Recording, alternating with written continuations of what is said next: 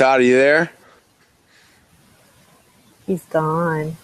Toddy.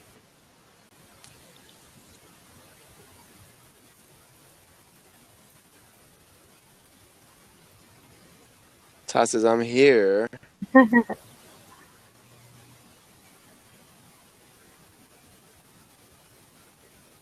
Can't Let's see start you. talking. Can't see you. Start talking. I think it's recording. Hello. All right, we're going Hello, to start. Hey, Todd. welcome back, everyone, to episode 16 of Kids Deserve It.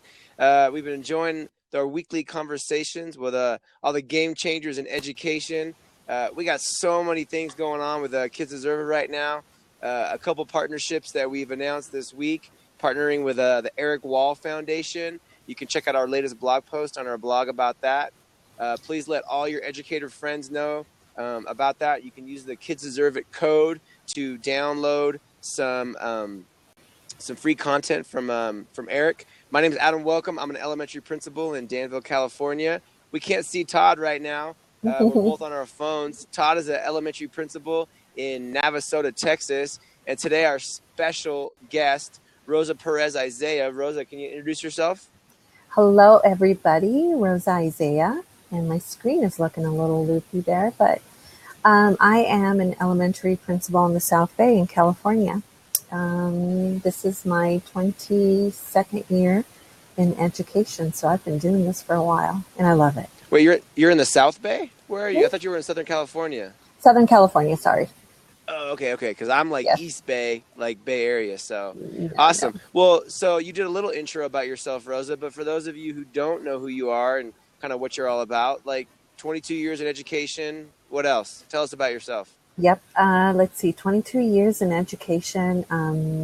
I have two lovely kids, 8-year-old and a 15-year-old, and I am married 20 years this year. Ooh. I was a child bride. That explains it. Um, and yeah, just love the work that I do.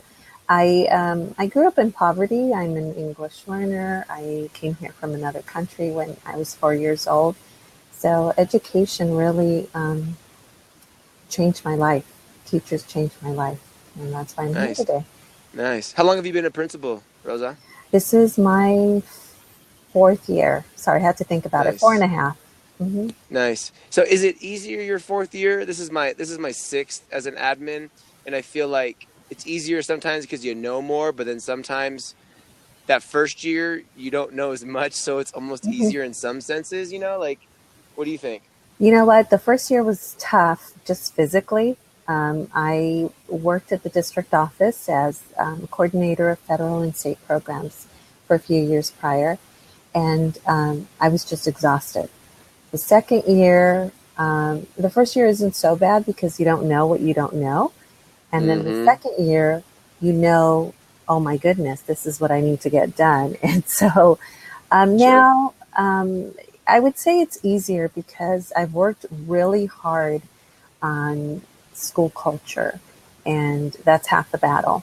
So we have the right people on the bus, and now we're just focused on getting things done. So it's much easier. Sounds like Todd Whitaker. So, I'm going to go off script a little bit from our questions, just going off what you're saying. What do you do to build school culture? Because I talk to a lot of principals, and they talk about bringing bagels and donuts, giving high Mm. fives, right? And some of those things are on the surface, but like, what are your top three ways that you build school culture at school, maybe? You know what? Those are little things that motivate and help climb it. Culture, I think you have to address those important things that people have a hard time addressing. You have to have the courage to have courageous conversations. So you have to have the courage to hold each other accountable. And I think those are the things that change culture. Coming to an agreement, common agreements about why we're here, what we're about, and what we want to do, and not just talk about it, but actually live it. And part of that sometimes means that some people want to get off the bus, and that's okay. Um, Once you get that solid and going, then it's all about the bagels and it's all about the other things. But before that, just really building relationships and getting people to trust each other so that they can be completely transparent and honest with each other. If we're not, how are we going to do this work for our kids? That's right. That's right. So what's your biggest challenge as a site principal? I think the system is probably the biggest challenge. There's so much that I'd love to do and we'd love to do at my site. But, there are rules. So we want to follow the rules. I think difficult parents or challenging staff members, I mean, those are all things that you can work on. And the other big picture things are a little bit harder.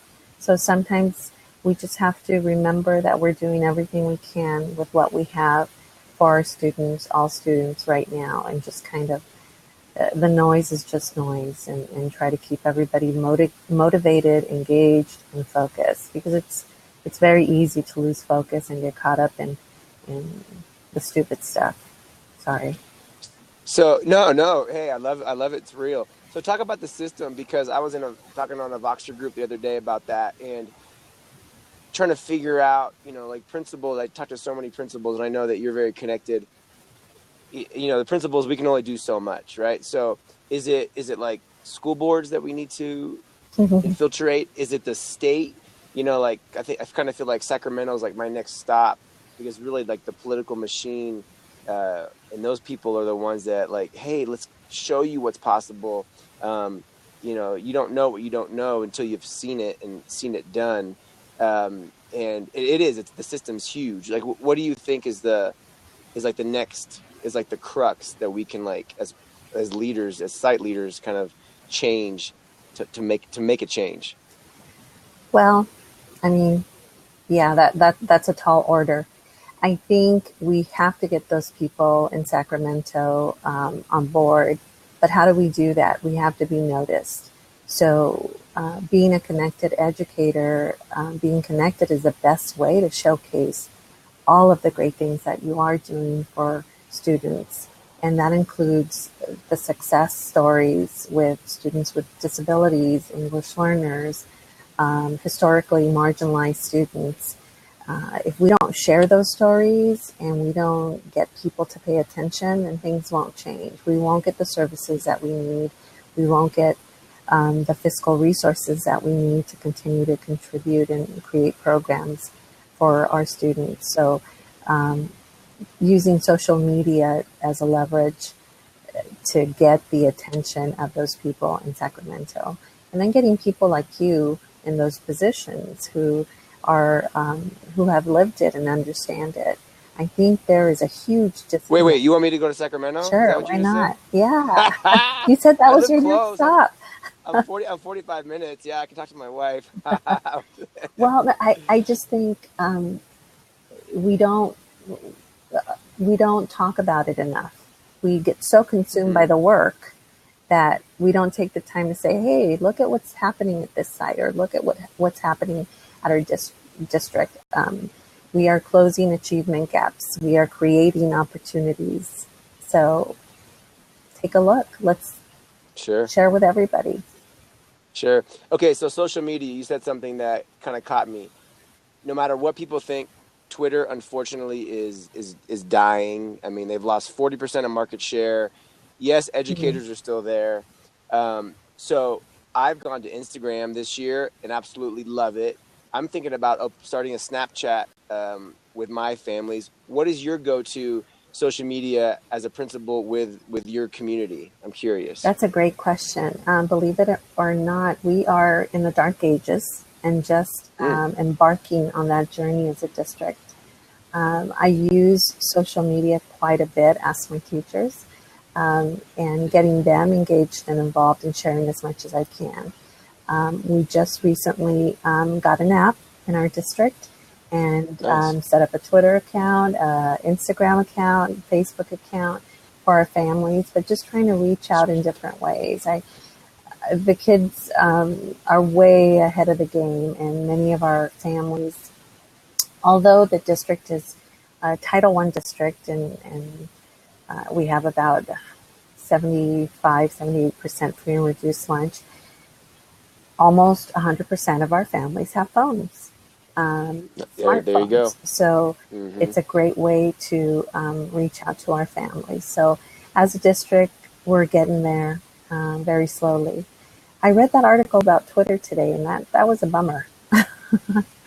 So Yeah, no, I mean, there's a lot out there about it, and I mean, everything. I don't know. I think Facebook will be around in 20 years, but um, some of the other ones, I don't know. We'll see. So, that's why we as leaders need to continue to innovate, and that's why I'm kind of thinking about Snapchat. I mean, that's where our mhm, students are, and I think that's where parents need to be because even if they're not there, their kids are, so they should know about it, right? So. right. Um, so who is someone that challenges you or inspires you to as a leader or just as a person? I think the stories of our students every day, like I mentioned earlier, the reason I got into education is because I had excellent role models from my first grade teacher who decided to teach me to read in Spanish because I didn't know how to read Spanish, even though I was an English learner, Spanish speaker, to my high school counselor who encouraged me to go to college. So seeing those students and being able to connect to their stories, it just really inspires me and motivates me to continue to challenge myself every day and just to be a little louder voice for those that need to hear it. And then people like you, people like Todd, just really, there's so much to learn. And I think I've learned more via social media over the last 2 years than I have in my 20 previous years in education, professional learning. So lots of great people out there to learn from. But my students and families inspire me. Nice, nice. So every week we love our guests to leave a challenge for our viewers. Uh, Rosa, what is your challenge for the week? My challenge for the week, a mentor of mine, Kenneth Williams, shared with me, keep a journal. Keep a journal and write in it every single day.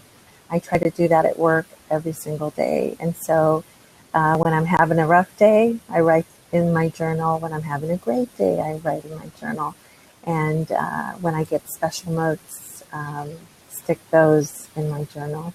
And it inspires me and it motivates me both on good days and tough days. So start a journal. Nice. You'll be surprised. Go back and take a look and see what your year was all about. There's lots to learn. Very nice. Very, very great words. Thank you so much for having Rosa on this week. Todd, sorry we couldn't see you. He's recording on his phone. Technology's great, and we're making it work. Um, Stay tuned. Next week, special day, special time. So Todd's actually flying to California next Friday, Mm, and we are going to co-keynote a STEM and EdTech symposium next Saturday. Go to my house, change, and then I have my school's auction, big fundraiser. So then the next morning on Sunday, 9 a.m. Pacific Standard Time, we are going to have Principal L on as our guest. wow. Sunday morning, we're very excited. So we're going to do it together in my kitchen. We're going to have Principal L on. You have one more day, everyone, to get your Kids Deserve It gear. We have raised almost $1,500 selling T-shirts and sweatshirts. We are going to donate all the proceeds to Donors Choose grants. So early next week, keep a lookout on our Twitter and our blog for a Google form, and teachers will be able to submit their Donors Choose grants. And then Todd and I will go through and choose which ones we're going to fund. Very We are going to videotape ourselves calling those people and then make a movie to put it on our website. So very excited about that. Rosa, thank you so much. Have a wonderful evening and a wonderful Valentine's Day. Thank you. Thank you for inviting me, and everybody have a great weekend and a great week. Have a great night, everyone. Thank you.